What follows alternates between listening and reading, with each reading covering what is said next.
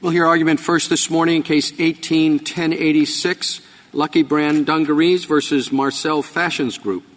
Ms. Sandali.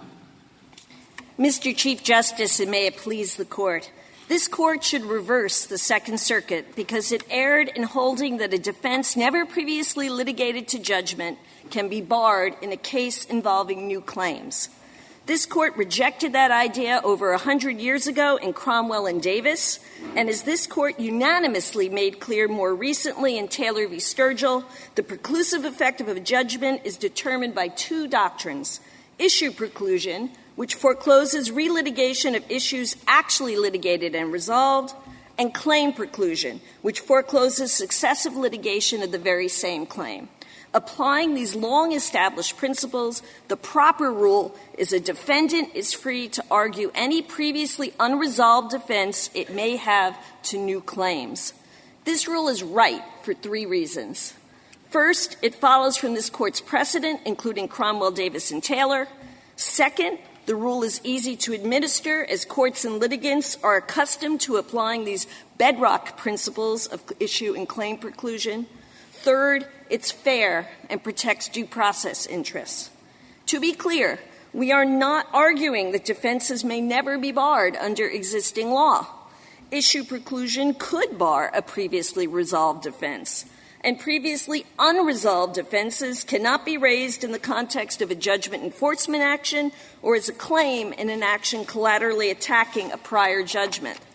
But none of these circumstances are present here.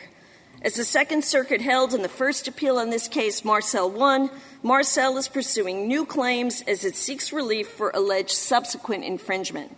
Thus, this Court should reverse, as the Second Circuit's novel test precluded a never-resolved defense in an action asserting new claims in conflict with settled and sensible principles of claim and issue preclusion.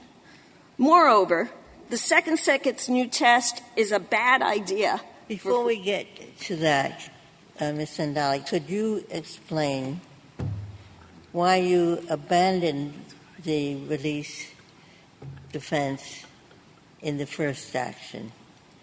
You did raise it, and then you dropped it, and it's a bit of a mystery why you did. We don't know exactly why it was abandoned, but the most logical answer is that it would not have been dispositive.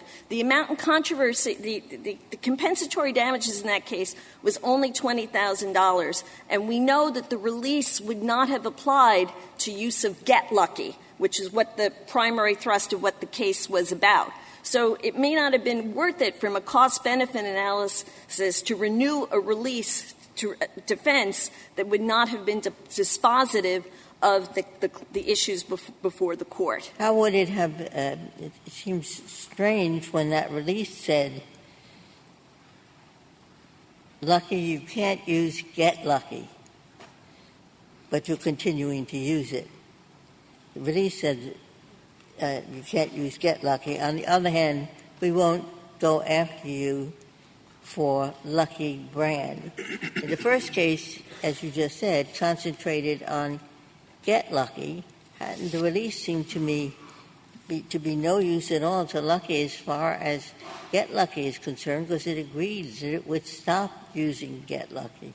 That's exactly our point, Your Honor. Because the release would not have been helpful with regard to get lucky, it wasn't going to be dispositive of the case, and therefore it may have not have been worth the cost of briefing it again. Again, the compensatory damages were $20,000 if it wasn't going to end the whole case, because the release would have only applied to a narrow subset of the trademarks that they were accusing us of using before the Court. But I take it from your introductory remarks that you do not agree with the restatement rule that although the failure to raise a defense in a prior action generally does not preclude the raising of the defense in a subsequent action, there is an exception where prevailing on the defense in the second action would nullify the initial judgment or impair rights established in the initial action. Do you reject that rule? No, Your Honor, and that's a key point. As I said in my introduction, if this were a judgment enforcement action or if we were trying to collaterally attack the prior judgment, we would be barred. Well, I understood you to say that there would be an exception if it was an attack on the judgment, a collateral action attacking the judgment, or if it was the basis of a claim. But this goes further. It says that a defense may be barred in a subsequent action if it would have the effects that I mentioned. So do you agree with that or not? We agree with the restatement, but again, it supports us in this case because, to be clear, Marcel is getting and keeping all of the relief it got in the first action. It got the $300,000. It got the injunction it got. It got the declaration for that period of time. What we're talking about is subsequent conduct presenting new claims where they're trying to get additional relief and a broader injunction, a deprivation of property that we never had a chance to defend with regard to these claims. But suppose the subsequent conduct were identical in all ways to the prior conduct. And I know you think that that's not true, that there are different marks involved, and that the conduct has changed. But suppose that it were identical in all ways. It's just that it's after the prior judgment. So there were no damages collected for the subsequent conduct because it hadn't happened yet. In that case, could you have brought the defense? No. And the reason we could not have brought the defense is the only thing before the court in the first action, the 2005 action, was the facts and circumstances at that particular period of time. A court could not, would be an improper advisory opinion to say, and, well, with regard to future conduct, that would be bad too. The way courts deal with that is via injunctions. In other words, if the court wanted to address and prevent the current conduct, it would have issued an injunction that pertained to the current conduct. Instead, the injunction that it issued was limited to use of get lucky or colorable imitations thereof.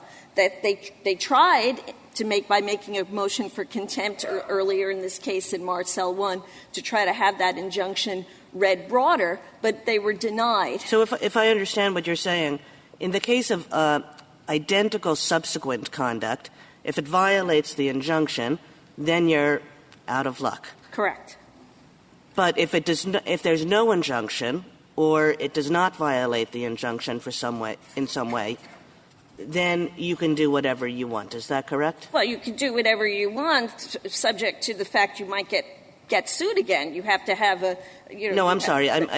But you wouldn't be precluded. Yes. That is right. But that's consistent with I think the very unremarkable proposition that new subsequent infringing conduct is a new claim. Well, that's inconsistent with the restatement rule. So you really don't agree with the restatement rule.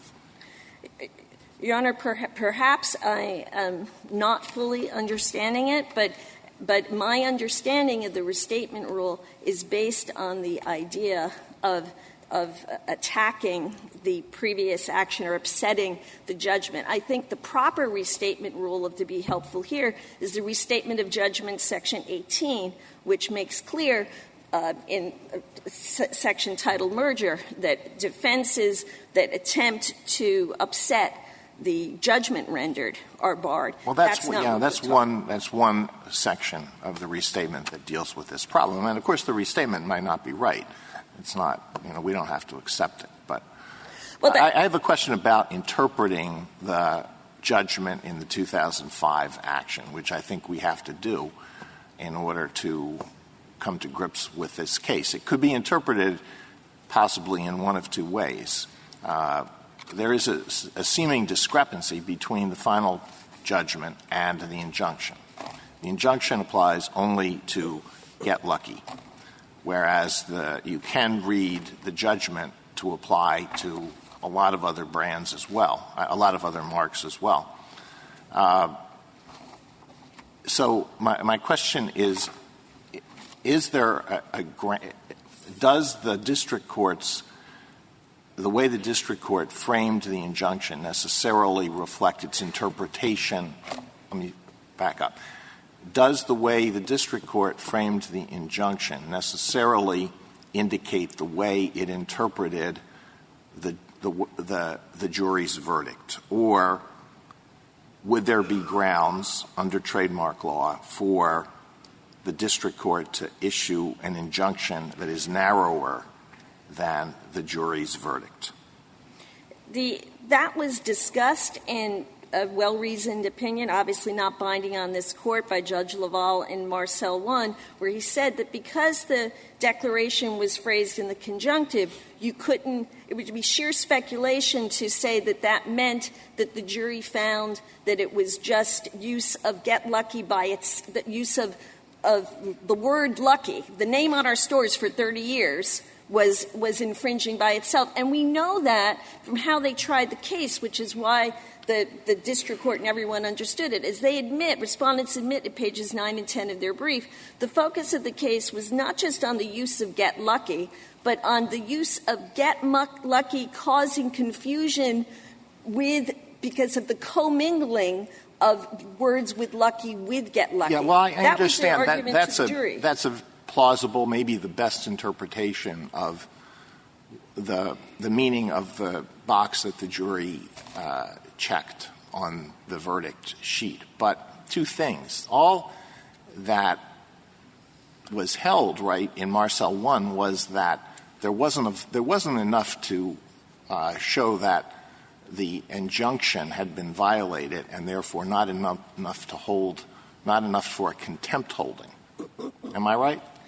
Well, that's what was held. It held that, yes, that the contempt ruling by the district court in denying contempt who presided over the case and is in the best position to know what she was intending to enjoin, and knew that the closing argument to the jury was, I think it was at 852, the trial transcript, but causing confusion is the use of get lucky with these other marks. Can you explain how lucky, I think it was represented by other counsel, allowed that strange question that asked get lucky, lucky brand, any other use of the word lucky? You strung them all together, and the jury, in order to find that get lucky had been used and infringed, would have to answer yes.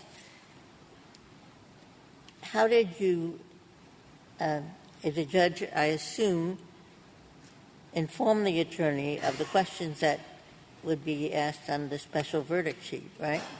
I think that they all understood it because it was consistent by grouping them all together like that with the theory that the case was argued.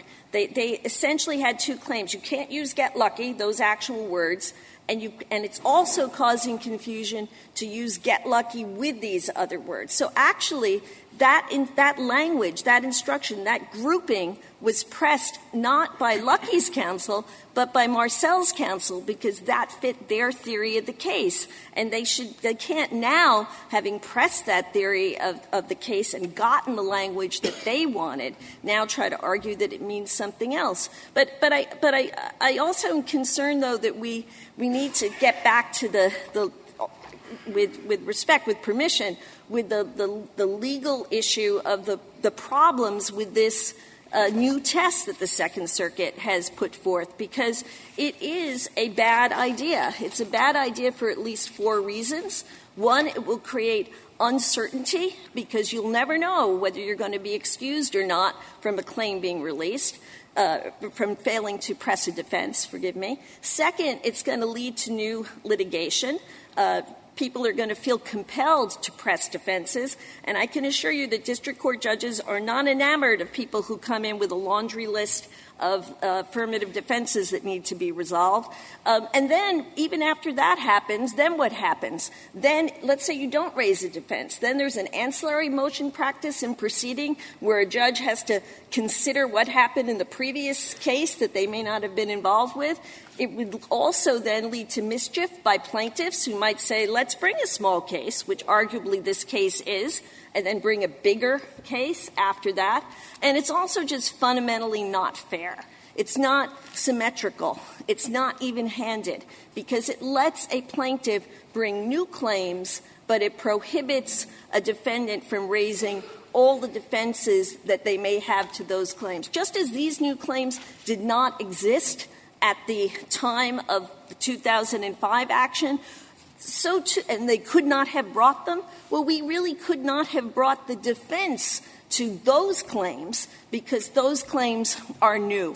And I think that was the reasoning of this Court way back in 1877 in Cromwell. Counsel, you raise a point about the lack of symmetry here that would be created. I suppose we could remedy that, couldn't we, and say that if a plaintiff had a claim in time 2 that was available, similar to the one in time 1, just as here, and could have brought a cause of action but forgot to do so in time 1, it should be barred from doing so in time 2. Would that solve the asymmetry problem?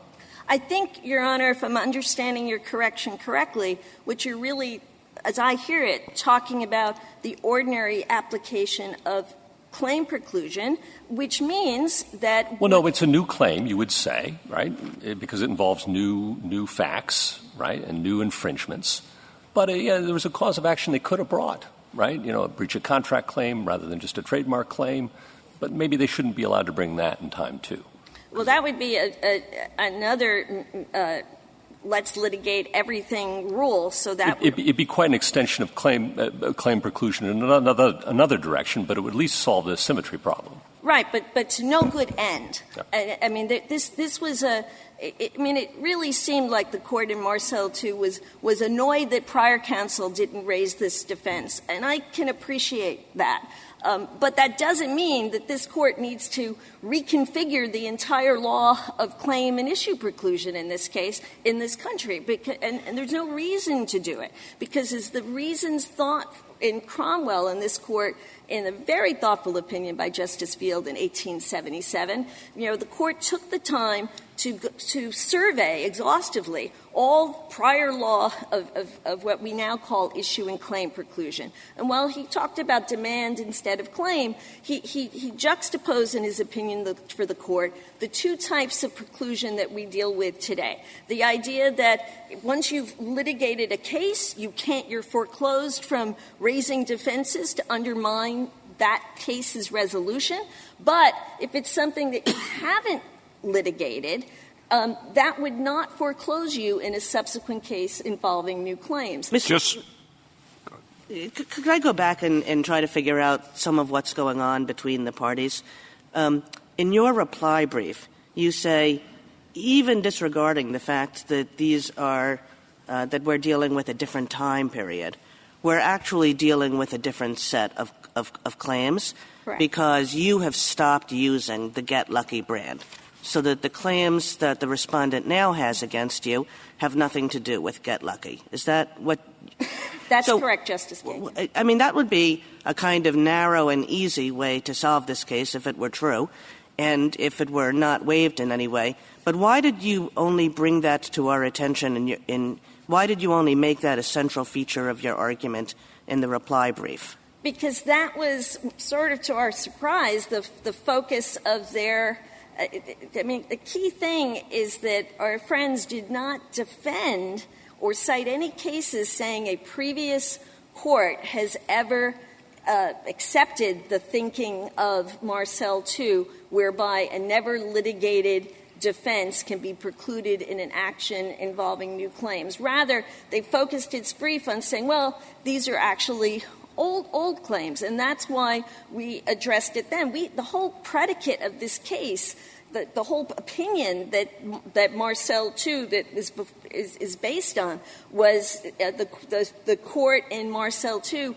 acknowledging and citing the decision of Judge Laval in Marcel I that this was new claims because it involved a subsequent course of conduct. Once they raised it, we then properly responded to in reply. And as we said in our reply brief, there's 3 reasons. I mean, the key thing is to decide the issue of law. But in terms of the new claim issue, I think this Court can easily dispose of that for three reasons. One, they argued exactly the contrary, arguing that these were new acts, new claims, new circumstances in Marcel 1. So if there is an estoppel here, it's judicial estoppel to them in changing their position now, having gotten to court and being here because of that. And then second, Judge LaValle's decision, not binding on this Court, but was clearly right because it stood for the unremarkable proposition that subsequent acts create new claims. And that's also consistent with Acetec and patent law in this Court's accrual cases like MGM versus Petrella in the copyright context, where each act of infringement is a new claim for accrual purposes. And then finally, yes, there is the factual point that Your Honors have been asking about, which is when the whole theory, admittedly, of the first case was about the juxtaposition of Get Lucky, the use of Get Lucky, and the juxtaposition of Get Lucky with other things causing confusion.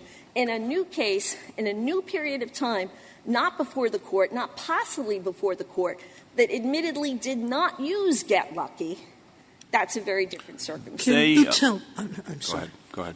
Can you tell me what the theory is? What you think the 2005 settlement or 2003 settlement agreement means? Sure. Can you sort of? I can't tell whether you think it means that Marcel has no claims against Lucky Brand for using Lucky Brand, but you have claims against them for their using Get Lucky? No. All right. It doesn't mean that. What it means is what the district court held it to mean. It's a nice summary of it in its decision granting our motion to dismiss, which led to the appeal in Marcel 2. And what it means is that in exchange for $650,000, my client, Lucky, agreed not to use Get Lucky anymore, but that for any trademarks that it had registered or used prior to the date of the settlement agreement, which would include Lucky Brand, the name of our store, and other kinds of things like other enumerated things, any trademarks that use the word Lucky prior to that date, all future claims would be extinguished. So in other words, what that would mean, and the benefit of the bargain that we're trying to achieve, is absolutely we can't use Get Lucky anymore. But under the principles of the policy of supporting settlement agreements, we should be allowed the benefit of our bargain and being able to have protection for our house mark and the other pre-May 2001 uses and registrations that they had. So the settlement agreement doesn't – it's not an offensive document. They can continue to use their sole registered trademark, Get Lucky, to their heart's content. The issue – And so you can use Lucky Brand and any other trademark you had registered as of that date to your heart's content. Exactly, Your Honor. And it's that benefit of the bargain that we're being deprived of. And Lucky – I mean, Marcel effectively got a partial windfall in the 2005 action. Most of that case was about Get Lucky, but if some small piece of it involved one of the released marks, they got some of that $20,000 went for that. But now they're trying to get a perpetual windfall and say that they get to bring, even though they didn't get an injunction, additional new claims when we are foreclosed for bringing a defense that was never fully litigated to judgment and would not be barred by issue preclusion. Your Honor, were you trying to ask a question? Yes, thank you. The other side likens this case to a judgment enforcement action. You've alluded to that. Just so we're clear, what makes something, in your view, a judgment enforcement action, and why doesn't this qualify? What makes something a judgment enforcement action is when they're trying to get the relief they had previously been awarded. And the relief that they previously were awarded was the $300,000, and the injunction with regard to that we can't use Get Lucky or a colorable imitation of that. What this action is about is we want more money, we want a broader injunction. We don't want you to use anything with the ordinary English word lucky in it. You said before a judgment enforcement action and a collateral attack on a judgment. Do you view those as different things? They're really – technically they're different, but they go to the same thing. I mean, claim preclusion is all about the concept, as we know from Taylor v. Sturgill, is the modern word we use for part of res judicata. And so what that's about is the idea that once the action was decided, nobody can undo it. The plaintiff can't sue again and get additional relief. May I finish the Sure. statement? And the defendant cannot be attack a judgment once obtained. Thank you, counsel.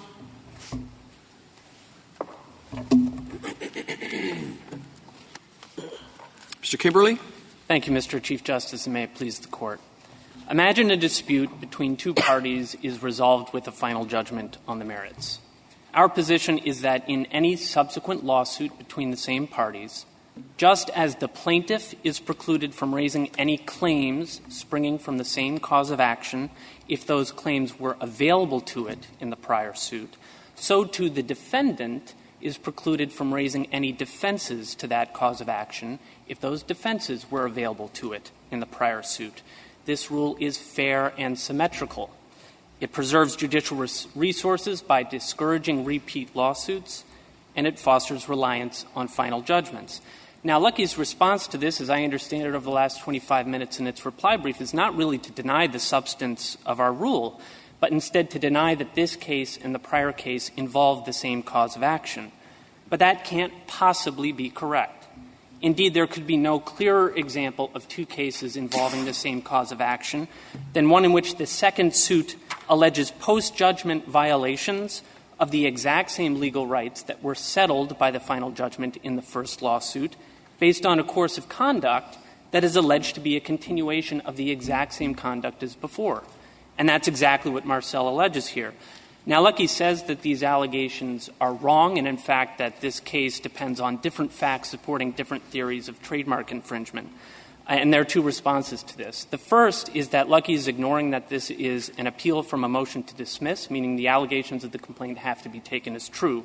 And at paragraph 25 of the complaint, reproduced at JA 62, and this is one among many such examples, Marcel alleges plaintiffs can be, quote, Lucky continues to this day to use the Lucky brand marks in the identical manner that was found to be infringing upon plaintiffs' rights and interests in the first action.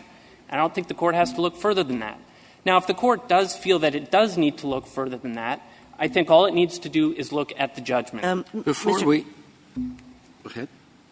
Before we do that, it seems to me that perhaps the most serious difficulty with your case that cries out for an answer before getting to the judgment is that it does require counsel to put forth in the first case every conceivable defense that he or she might have.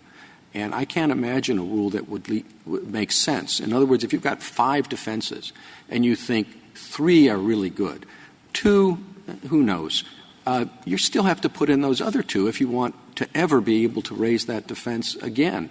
And it's a particular problem in this area of the law because you're often dealing with ongoing disputes between 2 parties.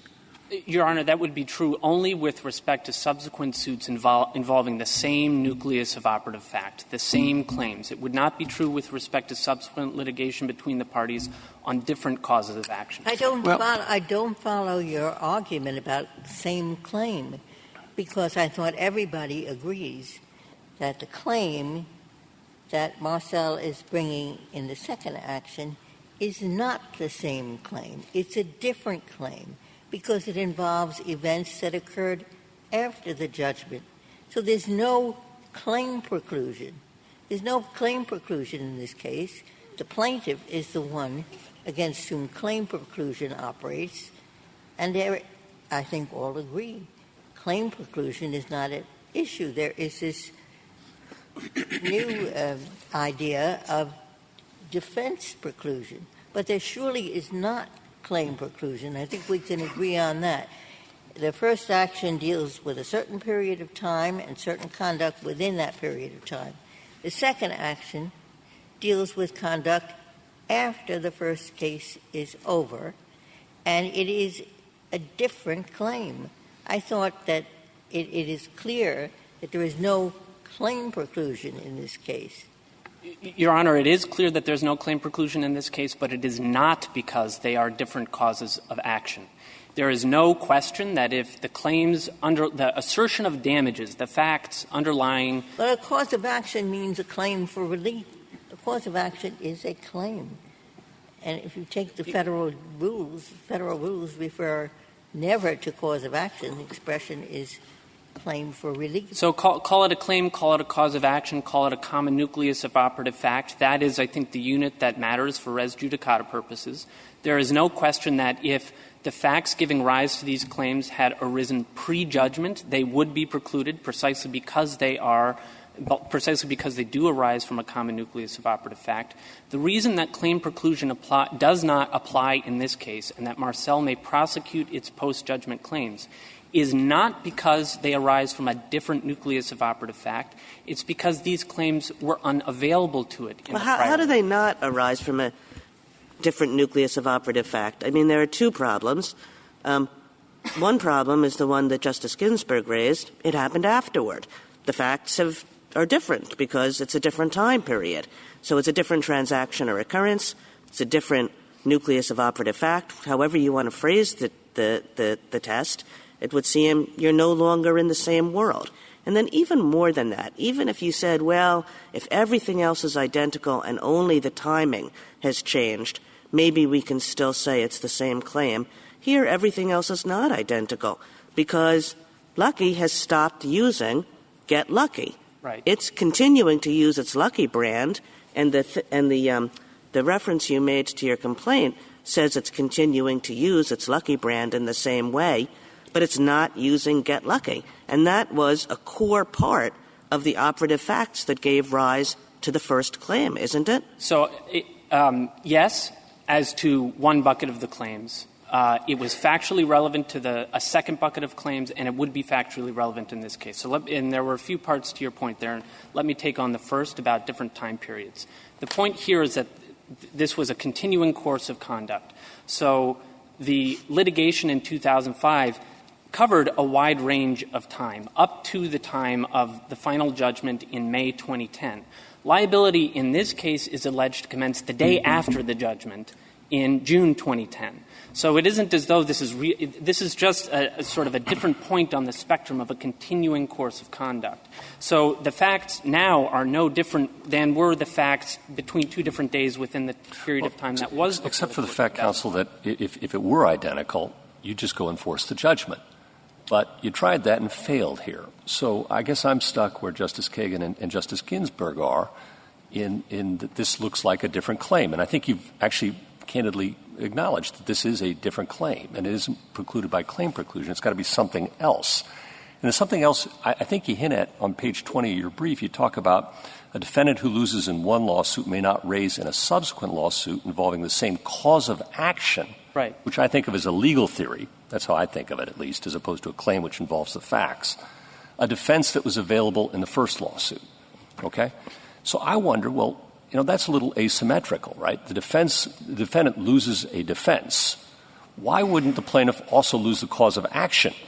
And wouldn't we then be inviting the same sorts of inefficiencies that the Chief Justice was speaking of earlier, requiring a plaintiff to bring every cause of action in a $20,000 lawsuit involving a different set of facts that it might bring in a very similar cause of action later in time, too? I want to be sure to come back to Justice Kagan's question. Well, I think we're asking the same sort of thing from — Well, let me answer just first as to this question about, well, maybe you wouldn't want to litigate all your defenses in a case involving a small amount in controversy. That may be true. And the same thing's true for a plaintiff, though. You might not want to bring all your causes of action in the first lawsuit. You might keep it simple when it's a small lawsuit. You might throw in more causes of action in a later lawsuit that involves more money, for example, right? Well, that's exactly right, but claim preclusion recognizes — Wouldn't want that to be barred. That would be a bad thing if that were barred, right?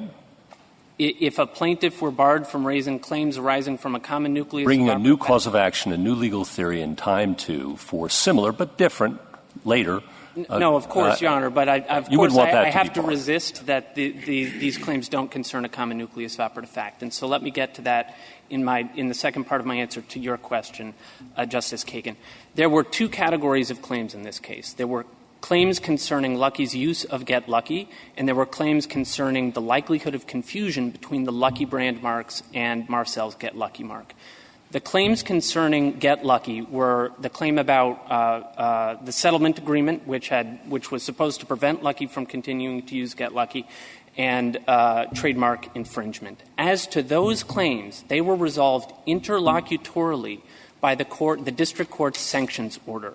That order granted partial summary judgment on each of Marcel's claims insofar as Lucky was using the designation Get Lucky in direct violation of the settlement agreement and Marcel's trademark rights. The trial in the case took place more than a year after that, and the focus of the trial was then whether the Get Lucky marks and the Lucky brand the Lucky brand marks and the Get Lucky mark were confusingly similar. That was the only issue as to liability that was left in the case after the district court entered partial summary judgment.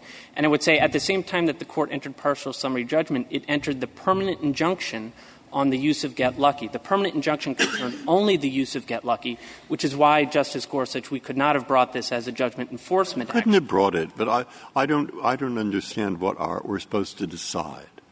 I thought that we took this case because, assuming that the law is what it seems to have always been, that where A sues B and the suit's over, then A sues B again for identical conduct which took place after the suit was over.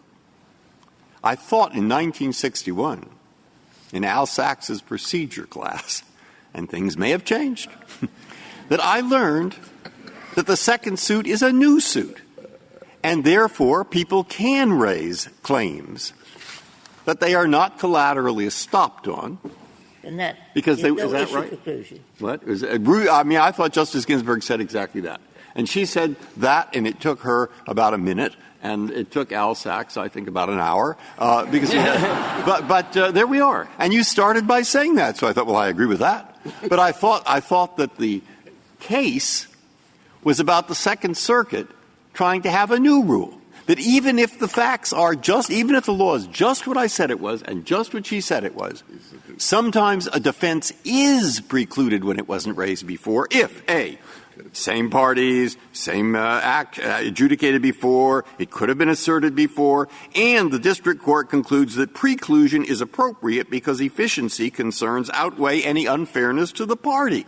So I thought we were here to decide whether that was the law. And I thought that they're the only ones to have ever said that, and I don't know where they got it from. And my law clerk couldn't find any case that ever said that, and he couldn't find that the restatement ever said that. So where have I been wrong? I mean, I guess it could become the law, but I haven't heard anyone argue that it should be. I haven't heard anyone defending the Second Circuit. I haven't read anyone who defended the Second Circuit. Okay, you get my point. Yes, and Your Honor, that I guess what I would say is I think the Second Circuit's test is exactly right in every particular, except I'm sure you do. Yes, except that it could have been more clear. I think that the first case and the second case have to involve a common nucleus of operative fact, such that the claims raised in the second. But I'm not interested so much in that as I am in where did that come from? Are you the first person to have made that up and you convince the Second Circuit? Or are there others who have, in the history of the law, have said it? And which would help me. Your Honor, we recite them at length in our brief. The idea that claim preclusion has a mirror image that applies to preclude defendants from raising defenses is very well settled. That's not my point. My point is I just read you what they said, and that was in a case where there wasn't claim preclusion. They're talking about cases where there isn't claim, I thought. If they're talking about cases where there is claim preclusion, I don't know what the point. I have to go back to the whole thing. I thought that's what I read you was talking about cases where there isn't claim preclusion. Well, am I right or not? I think defense preclusion could only apply in a circumstance where claim preclusion didn't, because if claim preclusion applied, of course, the case would so get off the ground. It applies only in a case where there is not claim preclusion. That's what we're talking about. But all right, now then give me the authority that says in a case where there was no claim preclusion. No claim. I think I don't have a case to point you particularly to that point, but I should say that the reason that claim preclusion doesn't apply in the second case has to be not that it is a new claim, but that the claim was simply unavailable in the first case. Isn't there a body of law that says that the fact that the facts are different is not necessarily dispositive of this issue? So that if you have a series of lawsuits about exactly the same thing, let's say failure to pay under an installment contract or failure to pay rent, and it comes up month after month, the failure to raise the defense in one of those prior actions can bar the raising of the defense in the later action. That is precisely the fact that it's a different period of time is not necessarily dispositive unless we reject that body of law. That's right, Your Honor, and the reason is straightforward. In the first suit where the landlord sues the tenant on the meaning and enforceability of the contract, and it results in a final judgment that settles the landlord's rights under that contract, the landlord ought to be entitled to rely on that. All I would want is a couple of cases that I should read. I don't read every case in the brief. Don't tell anyone I said that. But what cases should I read to say that where you bring an identical? Right. So I would start with City of Beloit. This is a case from 1968. It predates the Davis case on which my friend on the other side relies. And it stands for exactly this proposition. It does so in the context of a series of negotiable instruments, but there was an initial suit that settled the parties' rights. When later negotiable instruments came due, the plaintiff sued again. The defendant raised a new defense, and this court said in City of Beloit that defense was precluded. But that was because it was all from the same issue, meaning but we have a contrary case that says when it was two different issues, then you don't have it. Not issues, Your Honor. I think causes of action. And I think that's exactly... No. Now you're trying to confuse things. Deloitte involved bonds that came from the same issuing body at the same time. And that was Davis as well, Your Honor. Davis and Davis, Beloit... but it was different bonds, not from the same issue. It was the same bonds from the same issue, Your Honor. But we got two different outcomes then. And for reasons unclear to me, the court said in Davis, when you're suing on two different negotiable instruments, you're suing on two different causes of action. The court in Beloit, in City of Beloit, said, well, when you're suing on two different negotiable instruments... So let me take it to this case. Mm-hmm. You sued in 2005 for their use of Get Lucky with Lucky Brands. In 2011, you're suing simply for using Lucky Brands. To the extent that the case turned in 2005 in the combined confusion of the use of Get Lucky with Lucky Brands. Because I read your complaint, and it's always in the conjunctive, both of them together. But now it's, in my mind, a different cause of action because you're saying it's the use of Lucky Brands without Get Lucky. So this is the completion of my answer to Justice Kagan's original question, and it's this.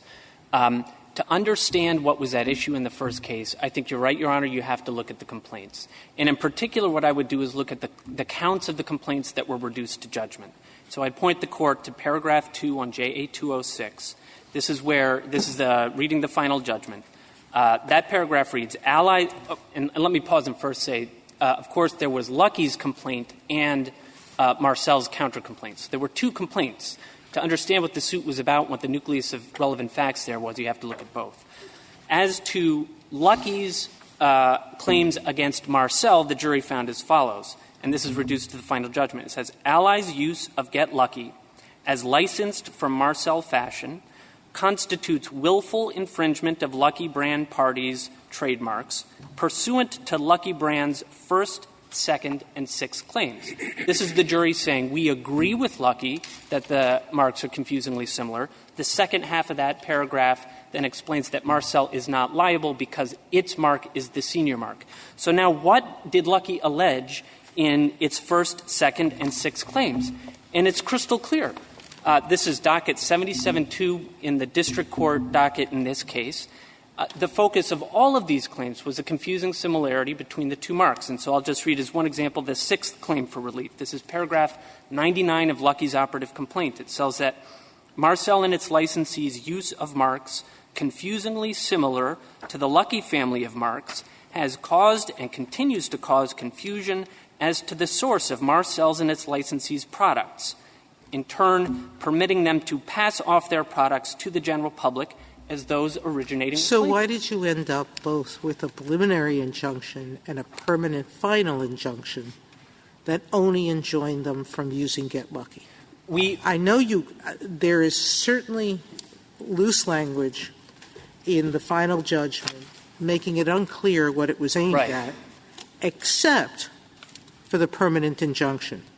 It seems almost natural to me that if the intent was to challenge and if the district court understood you to be challenging the Lucky brand trademarks, that it would have enjoined the use of all of it. And the answer is that the only permanent injunction in this case was the permanent injunction that was entered interlocutorily 1 year before the trial in this case. It was the injunction entered as a sanction because Lucky had misrepresented to the court and Marcel that it was no longer using Get Lucky. But I don't see the language in the final judgment. The only thing you ended up with is an injunction against the use of Get Lucky. And we are not here enforcing the injunction. I want to be very clear about that. We are here enforcing and just to be clear about that, I'm sorry to interrupt, but you're not enforcing the injunction and you're not seeking to enforce the final judgment in the first suit either. Only in the sense that one would seek to enforce a declaratory judgment are we doing so. We are seeking to enforce the rights and interests that were settled by the final This is not a judgment enforcement action, counsel, is it? I would not call it a judgment enforcement action in the sense that a claim is reduced to judgment and they're not paying on the judgment. That's right. But as Justice Alito was explaining, the restatement recognizes that really there are two categories of subsequent cases. There can be subsequent cases where the parties are seeking to actually enforce the judgment, and one where they are simply seeking to seek further enforcement of the rights and interests settled by and underlying the final judgment in the prior case. Well, how does this undermine the prior judgment? It undermines the rights and interests settled by the final judgment from the 2005 action. What were those? What was that? What were those rights? Was it right to have them not use any brand that contains what right was established? It was the 12 marks. It was the parties' relationship to one another with respect to the 12 Lucky brand marks and the one Marcel Fashions mark that were at issue in the case.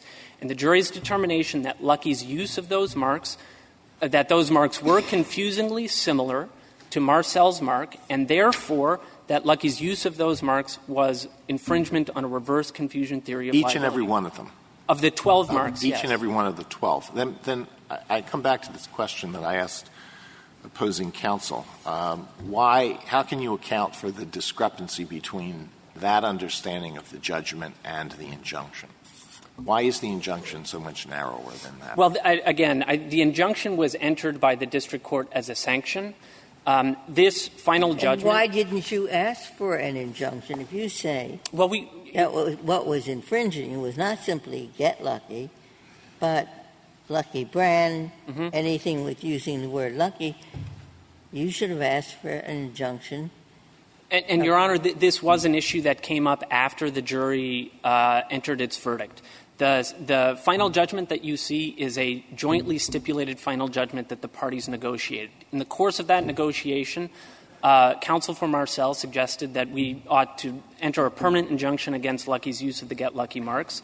It was clear that that negotiation wasn't going to result in an agreement, and Marcel then agreed to drop the issue. But what this Court said in Lawler is that a party's decision not to pursue a permanent injunction in the face of a judgment in its favor cannot operate as effectively a license for the party, the losing defendant to continue on with what it was doing before without any risk of getting sued again. Point me to language in the final judgment that says you can't, with or without an injunction, you can't use Lucky Brand. It's as I was saying, paragraph 2, where where are you in the joint appendix? JA 206.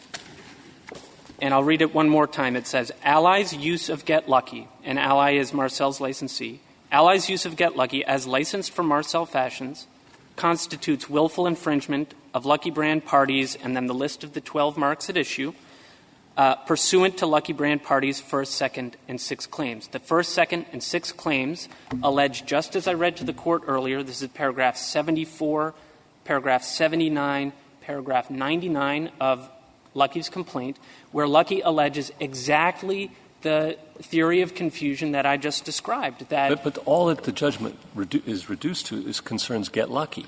That's it. No, that's incorrect. I mean, I'm looking at okay. I suppose what am I misreading here? Get Lucky is capitalized and referenced 3 times in that paragraph. Which paragraph are you talking about? The one you were just reading us, counsel. Well, but that's the explanation of why Marcel isn't liable, because the Get Lucky mark, although it's confusingly similar to Marcel's marks, the Get Lucky mark is the senior mark. So the second half of that paragraph simply explains why, despite the confusing similarity between the marks, all right. Marcel if is you were not right, liable. Why didn't you just go seek a judgment enforcement action? Why didn't you go back to the Court and say this defies your judgment, Your Honor? Because we take this judgment in this respect to take basically the form of a declaratory judgment. One doesn't get to return to a court upon obtaining a declaratory judgment attempting to convert it into a injunction. Well, you can apply at the foot of a declaratory judgment for further relief. A declaratory judgment is a nice action. You're going to deal with your adversary and you're going to get the declaration. But a declaratory judgment can be followed up. It can, and more typically, Your Honor, it's followed up by the filing of a new lawsuit that alleges that despite the declaration of rights, the defendant has continued on with whatever it is the declaratory judgment said they didn't have a right to do. That's precisely what we've done. One other aspect of this to me. I thought that this settlement agreement, 2003 settlement agreement, said, Marcel, you can go after Lucky. Lucky has undertaken not to use Get Lucky anymore. Get Lucky is off the table. Right. On the other hand, Marcel is releasing Lucky of liability for using Lucky Brand. Right. So Lucky Brand is Lucky's trademark, and Marcel says it's not going to go after use of Lucky Brand. And then we get this post-settlement where Marcel is saying, yes, we're going to go after Lucky Brand, even though in the settlement we said we wouldn't. And Your Honor, the explanation for this is twofold. The first is Marcel became aware that Lucky was violating the terms of the settlement agreement and that it was continuing to use the Get Lucky designation. And 2 examples of this after the settlement agreement appear on page 8 of our red brief. Its theory then became, and this is where, Justice Kagan, you raised the potential factual distinctions between the cases. They're not actually distinctions. Our theory became, one, if you're going to first, Lucky sued Marcel on a basis that was also released in the 2003 suit. Marcel then filed counterclaims, and part of the theory of the counterclaims was if you're mixing the 2 marks together, then the facts that underlie the settlement before are no longer true, and indeed the public may now be confused into thinking that Get Lucky, in fact, belongs to Lucky Brand. We would make those same factual arguments in this case. Can I go back to the law for a second? Because here's where I really think we are in this case. Second Circuit issues this decision, and as Justice Breyer said, this decision we've never really seen anything like this, because the Second Circuit said that there was defense preclusion even in the context of new claims.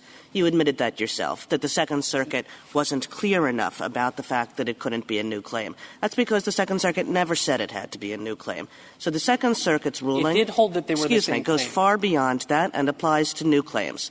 So now you think, well, that's got to be wrong. So we have to limit it to old claims. So I'll just, we'll say that this is the old claim. It's the same transaction or occurrence. But if it were the same transaction or occurrence, you couldn't bring your second suit. Now, then you say, yes, you can, because I can bring a second suit even if it is the same transaction or occurrence, because I didn't have the opportunity to bring it before. But nobody's ever heard of that. The reason that you can bring a second suit is because this is a different transaction or occurrence. Your Honor, in fact, the arguments that you just described were at the heart of our arguments in the first case. And if I would, I'd point the Court just to 2 footnotes from the Second Circuit's decision in this case. It's footnote 7 at Petition Appendix page 18 to 19, where the Court says that this action and the prior action, quote, surround related transactions or occurrences. It's saying that this is the same cause of action. Footnote 10 on page... Related isn't saying. Your Honor, that is in fact a statement. The statement from Restatement Section 24 is connected, but I think related and connected are substantively the same. And the Court then at on Petition Appendix 21 in footnote 10, may I finish? Explains why its decision in the first appeal and in this appeal are consistent. And it says, Your Honor, exactly what you just said, that the reason that the claims here are permitted is because they weren't available in the first suit, not because they are different claims in the sense that they arise from a different nucleus of operative fact, because they can't. The allegations here is it's a continuing course of conduct. And the only reason they were permissible is because, in fact, they were unavailable. That is clear on the face of the opinion, and we think applying that opinion requires affirmance. Thank you. Thank you, counsel. 5 minutes, Ms. Sandali. Thank you. 2 series of points, one relating to the question presented on the rule of law, the new rule of law, and one relating to the new claim argument. One of the striking things about Marcel's argument is that there was no defense of the basic principle, as Justice Breyer was saying, that you could have in a case where there's a new claim, a previously unlitigated, unresolved defense can be excluded. But he says correctly to 2 cases. One was the one Justice Alito mentioned, the landlord case, and the other was the bond case. And in both cases, you understand, you probably read those cases. Right. And so what's your answer to that? Right. But let's talk about that. First, it shouldn't be forgotten that page 17 of their brief, they say that a preclusion of a defense requires that the causes of action be the same. That's basic civil procedure. I learned that in Professor Arthur Miller's class. The case that they cited then was City of Beloit. City of Beloit, as Justice Sotomayor said, is our case, because that was a case when there was a judgment that the city had to pay. It then brought a suit in equity to try to get from out of that judgment. That is not a case involving the facts here of a new claim. And moreover, to the extent that there's loose remarks going in that direction in that case, that was specifically dealt with by the majority opinion in Cromwell, which surveyed all the law up to that point. And specifically, while it didn't cite City of Beloit by name, it specifically explained away Henderson v. Henderson, which was the main case City of Beloit relied on, saying Henderson v. Henderson was also a collateral attack case and doesn't rely on it. Later that term, in another opinion by Justice Field, Davis v. Brown, City of Beloit, and Cromwell was only cited by the defense, which is telling. What about the rent? The rent? The landlord sues the tenant for rent on a lease and wins. And then later on, the tenant doesn't pay again. So he sues him again on the lease. And this time, the defendant wants to say the lease is invalid. And the court said, no, you can't, because you should have said that before. Because To the extent that that case is a new claim, they should be able to bring that. If there's an ongoing course of conduct, then and if you were made whole from the first non-payment. Yes, no, that isn't the question, because everybody agrees it's a new course of conduct. But this was a defense. And they said you can't raise the defense, and then Wright and Miller is a little worried about that. They say, well, this is a question of estoppel, and so that seemed like a point on his side. What about those cases? None of the cases cited in their brief are these facts. With regard to the Red case, if it means what was just said, then it's just wrong and not consistent with law. And Counsel, let's assume that they had actually litigated. You had actually litigated whether the use of Lucky brand trademarks without the use of Get Lucky was an infringement on the superior Get Lucky mark. Let's assume the court had said it's an infringement for you to do that. No permanent injunction. We're just going to give damages.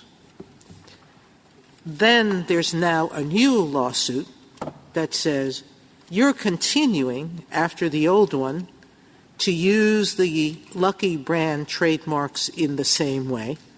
That's how they're pitching this to us, okay? Now you should be precluded because you had a full and fair opportunity to raise the settlement agreement as your right to use the Lucky brands. You didn't. Why should you raise it now? I think that's the case that they say this is. Right. And assuming that were the case, you had a full and fair opportunity to litigate your use of Lucky brands without Get Lucky, and the jury found that your use was an infringement. How could you then defend this case? May I answer? Yes. Well, you would defend it because the case sought subsequent relief for subsequent infringements where you would be allowed to present new defenses to that different period of time. If the absence of a forward-looking injunction, it's a new case. Future facts could not have been before the court. And that's the answer. Thank you, counsel. The case is submitted.